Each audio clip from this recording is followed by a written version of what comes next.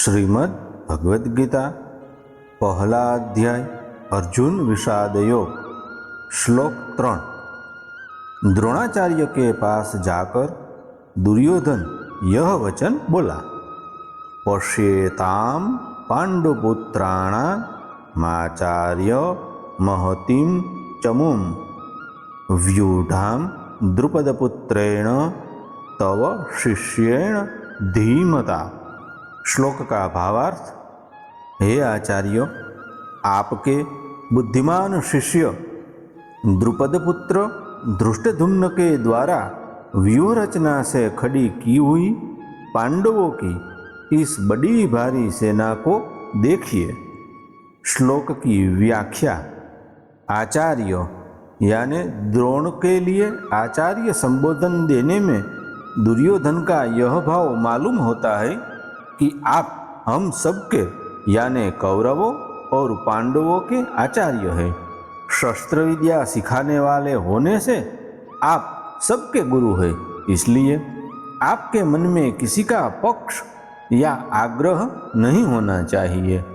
तत्पश्चात तव शिष्येण धीमता, इन पदों का प्रयोग करने में दुर्योधन का यह भाव है कि आप इतने सरल हैं कि अपने मारने के लिए पैदा होने वाले धृष्टद्युम्न को भी आपने अस्त्र शस्त्र की विद्या सिखाई है, और वह आपका शिष्य धृष्टद्युम्न इतना बुद्धिमान है कि उसने आपको मारने के लिए आपसे ही अस्त्र शस्त्र की विद्या सीखी है। तत्पश्चात द्रुपदपुत्रेण, यह पद कहने का आशय है कि आपको मारने के उद्देश्य को लेकर ही द्रुपद ने याज और उपयाज नामक ब्राह्मणों से यज्ञ कराया, जिससे धृष्टद्युम्न पैदा हुआ। वही यह द्रुपदपुत्र धृष्टद्युम्न आपके सामने प्रतिपक्ष में सेनापति के रूप में खड़ा है। यद्यपि दुर्योधन यहाँ द्रुपदपुत्र के स्थान पर धृष्टद्युम्न भी कह सकता था, तथापि द्रोणाचार्य के साथ द्रुपद जो वैर रखता था, उस वैर भाव को याद दिलाने के लिए दुर्योधन यहाँ द्रुपदपुत्रेण शब्द का प्रयोग करता है कि अब वैर निकालने का अच्छा मौका है। तत्पश्चात पांडुपुत्राणाम एताम व्यूढ़ाम महतीं चमुम पश्य, यानी द्रुपदपुत्र के द्वारा पांडवों की इस व्यूहाकार खड़ी हुई बड़ी भारी सेना को देखिए। तात्पर्य है कि जिन पांडवों पर आप स्नेह रखते हैं, वही पांडवों ने आपके पक्ष में खास आपको मारने वाले द्रुपदपुत्र को सेनापति बनाकर व्यूह रचना करने का अधिकार दिया है। अगर पांडव आपसे स्नेह रखते तो कम से कम आपको मारने वाले को तो अपनी सेना का मुख्य सेनापति नहीं बनाते, इतना अधिकार तो नहीं देते, परंतु सब कुछ जानते हुए भी उन्होंने उसी को सेनापति बनाया है।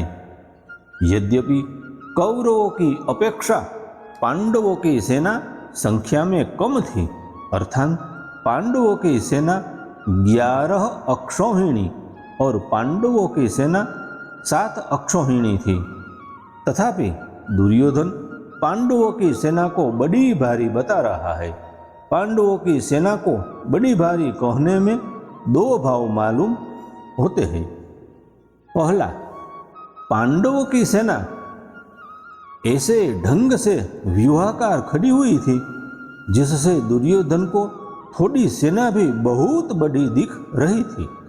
और दूसरा, पांडव सेना में सबके सब योद्धा एक मत के थे। इस एकता के कारण पांडवों की थोड़ी सेना भी बल में, उत्साह में बड़ी मालूम हो रही थी। ऐसी सेना को देखकर दुर्योधन द्रोणाचार्य से यह कहना चाहता है कि युद्ध करते समय आप इस सेना को सामान्य और छोटी न समझिए। आप विशेष बल लगाकर सावधानी से युद्ध करें। पांडवों का सेनापति है तो आपका शिष्य द्रुपद पुत्र है, अतः उस पर विजय करना आपके लिए कौन सी बड़ी बात है। तत्पश्चात एताम पश्य, यह कहने का तात्पर्य है कि यह पांडव सेना युद्ध के लिए तैयार होकर सामने खड़ी है, अतः हम लोग इस सेना पर किस तरह से विजय कर सकते हैं, इस विषय में आपको जल्दी से जल्दी निर्णय लेना चाहिए। यहाँ श्रीमद् भगवद गीता के प्रथम अध्याय अर्जुन विषाद योग का 3रा श्लोक पूर्ण हुआ। वीडियो अच्छा लगा हो तो वीडियो को लाइक कीजिए, शेयर कीजिए, चैनल को सब्सक्राइब कीजिए। फिर मिलेंगे नए वीडियो के साथ, तब तक के लिए सबको जय श्री कृष्ण, जय श्री राम, राधे राधे।